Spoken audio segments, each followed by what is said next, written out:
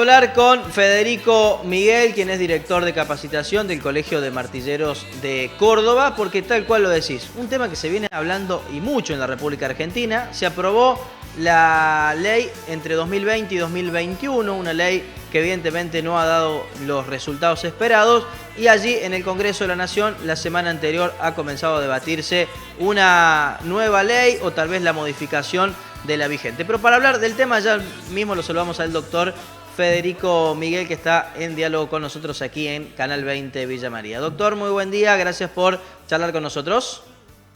¿Qué tal? Buenos días, muchas gracias a ustedes por la invitación.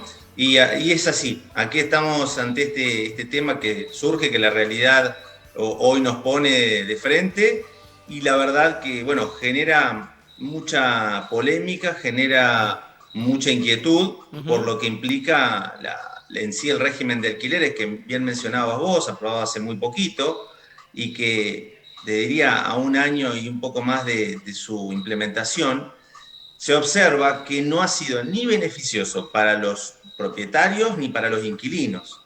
Entonces Doctor, es que, ¿por qué no funcionó nunca la ley a pesar de haberse debatido mucho, de tratarse durante mucho tiempo, de sancionarse con un gran consenso? ¿Qué pasó para que no terminara funcionando en un año y algunos meses tal cual lo describiste recién?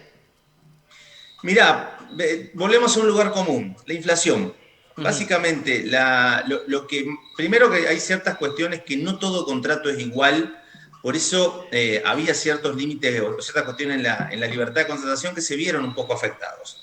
Pero una de las principales causas tiene que ver con la actualización de estos contratos. ¿Y qué sucedió? Se buscó proteger al inquilino, era como el objetivo, con una actualización predeterminada por un índice que está publicado en la página del Banco Central. Vos ponés la fecha del contrato, ponés la fecha que se actualiza, y ese índice toma la inflación real y toma el RITE también, que es una combinación de las escalas salariales y demás. Y ha dado unos valores altísimos. Entonces los inquilinos, sumado que esto en teoría era para paliar la pandemia, pero después con la recuperación que se intenta dar y todo, ¿sabés qué es lo que ha pasado en la realidad y lo que vemos en los matriculados que consultan en nuestro colegio, que también tiene delegación en Villa María y en todo el interior? Vemos que viene a decir, mira, la mayoría de los propietarios y los inquilinos se ponen de acuerdo, nos piden que les busquemos o un monto menor o un monto distinto. ¿Por qué? Porque cuando en la mayoría de los casos se aplica esta tasa que se creó, terminan siendo totalmente ruinosos para los inquilinos, ¿no? Y convengamos que esta tasa se aplica solo para las locaciones de vivienda, para familia, no en lo comercial. Pero la verdad que esto es lo que generó. Y el otro tema, el plazo. El plazo son 3 años. Ujú. Y con esto se buscaba, bueno, para que no tenga que estar renovando cada 2 años. Lo que pasa es que hoy, con los montos de los alquileres y demás, la comisión inmobiliaria se calcula en base a 3 años de contrato. ¿Bien? El 5% se establece. Entonces, es un monto también complejo de afrontar. Entonces, muchas de las críticas que hay tienen que ver con una vuelta a esa libertad de contratación, por lo menos respecto de esos puntos, y otros más, ¿no? Les cuento, la ley, por ejemplo, inventa el domicilio electrónico, que no lo teníamos, que en realidad es una casilla de correo, pero ¿qué pasa? Sí. Sobre todo el inquilino, donde pone un correo electrónico y después le llegó una notificación. No es que te llegue un aviso de la inmobiliaria, te manda a la despensa, te notifica si hay alguna cuestión legal, lo que sea. Y si alguien no vio el mail, no lo tiene claro que eso es un domicilio donde puede recibir cualquier comunicación como si fuera una carta documento, genera la verdad que una inseguridad jurídica muy grande. Ujú. Y de ahí surge. Ahora lo que hay dando vueltas son distintos proyectos. Y es por eso que mañana vamos a hacer una mesa debate a las 19 horas de manera presencial aquí en la ciudad de Córdoba, en la sede de Arturo Mevas, en la sala de remate del Colegio de Martilleros Corredor Público de la provincia de Córdoba, y de manera virtual también, donde van a participar diputados y diputadas nacionales de distintos partidos, todos los que representan a Córdoba. Se ha buscado una mesa de debate amplia para conocer sus puntos de vista y sobre todo para que ellos se lleven los puntos de vista Ujú. de no solo los matriculados del colegio, que están en toda la provincia, sino también otros sectores que se han invitado, abogados, escribanos, quienes administran propiedades y demás, propietarios, inquilinos, para conocer un poco cuál es su mirada sobre esta ley. Doctor, y para usted y para el colegio, ¿habría que modificar la actual ley o generar una nueva normativa? ¿Qué es lo correcto según su visión? Mira, el colegio ya plantea una postura al respecto de esto. Si consideramos que debe modificarse, bien, yo de manera personal, y yo replico lo que ya está en algunos medios, que también lo ha manifestado el colegio, es una cuestión técnica, ni siquiera una cuestión tanto política, una cuestión técnica respecto de la libertad de contratación, de que hay, sobre todo este punto que yo te digo del cómo actualizarlo. Es cierto que a veces muchos decían, bueno, pero había abusos. Bueno, pero el sistema que se implementó es muy complejo. Siempre una de las fórmulas más que siempre estuvo dando vuelta era las partes se pueden reunir a acordar el valor. Claro que como la inflación es ese flagelo que venimos arrastrando como país hace décadas, con vaivenes, pero que siempre sigue subiendo, ¿no? Es muy complejo encontrar una fórmula, pero lo mejor es que las partes encuentren la fórmula que les sirve, que les conviene, de acuerdo a la actividad que realizan, si esta persona trabaja en relación de dependencia, si es independiente, no sé, un montón. Hay que buscar la forma que lo puedan, dejarlo a la voluntad de las partes, ¿no? Con el asesoramiento de un profesional en los casos que sea necesario. Pero cuando se busca estandarizar ciertas cosas, muchas veces se cometen injusticias. Y en este tipo de relaciones contractuales observamos que se dan más, ¿no? Porque el objetivo, como les digo, era proteger al inquilino y hoy está pidiendo, por favor, sáquenme eso. Ustedes van a recordar seguramente cuando se establecieron las tasas UBA-UBI para los préstamos allá en el 2017, por ahí, si no me equivoco. Sí. Que se buscaba, que era como un acceso al crédito. ¿Y saben qué fue lo que reventó el sistema de las UBA-UBI? Que era un sistema muy lindo, inspirado en alguna legislación europea. Inflación. En aquel momento yo también fui muy crítico de esto. ¿Por qué? Porque si no se ataca la inflación, todos los índices que uno ponga atado a precio del consumidor, al índice de los sueldos, construcción, lo que quiera, va subiendo y por ahí se pegan unas escaladas. Las proyecciones de inflación de este año, ustedes saben, rondan el 70. Se están tomando todas las medidas posibles, pero rondan el 70. Entonces, si eso se ve reflejado en un contrato de locación, va a ser muy duro, porque además tampoco los salarios no están siguiendo la inflación, ¿me entienden? Es una cuestión que hasta parece, como decir, siempre tenemos este problema de la inflación detrás. Sí, es un problema que lo tenemos que atacar, porque fíjense, termina desde la cuestión monetaria, económica, macro. En la micro siempre dicen, esto es la micro, ¿me entienden? La microeconomía es esto. Sí, es lo que pagan los inquilinos, ¿no? Y alquiló una casa para vivir en familia. Claro. Doctor, ¿y cuál será el punto de equilibrio, no? Porque esta es la gran cuestión. ¿Cuál es el punto de equilibrio entre lo que los propietarios quieren cobrar por sus viviendas o departamentos y lo que puede pagar el usuario, el inquilino?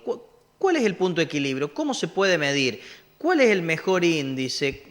¿Cómo compatibilizar esos intereses que suelen ser muy contrapuestos? Mira, esto es una opinión personal que tiene que ver con la ley de la oferta y la demanda, pero ¿en qué sentido? Tomamos un ejemplo reciente. En la pandemia bajaron muchísimo el precio de las propiedades para la venta y el alquiler también. Todas las ciudades se vieron afectadas, sobre todo en sus cascos céntricos. Yo también tengo estudios allá en Villa María, ahí cerquita del centro, sobre la 9 de julio estábamos. Y fíjense, todos los alquileres ustedes saben que bajaron. ¿Pero por qué bajaron? Porque no había demanda. ¿Bien? Lo que pasa es que la cuestión está en el poder que tiene el consumidor y no siempre lo asume porque no siempre se comunica bien. Cuando algo está caro en cualquier país del mundo, ¿qué hacen los consumidores? La mayoría no lo compra, la mayoría no alquila, busca otras opciones y ahí empieza a jugar desde la oferta, cuando empiezan a ver que está parado algo, un producto, en este caso un alquiler, y el mercado se empieza a regular. El Estado sí tiene que poner algunas bases y demás, pero el propietario no está para regular el acceso social a la vivienda. Eso es el Estado y podría haber otros planes, pero que tengan que ver con un verdadero acceso a la vivienda, como en algún momento fueron los planes Procrear. Pero respecto a los alquileres es una cuestión de oferta y demanda. Hay un caso muy conocido, cuando surgieron los celulares en Argentina, allá por la década de los 90, todo el mundo se desesperaba por tener un celular. ¿Bien?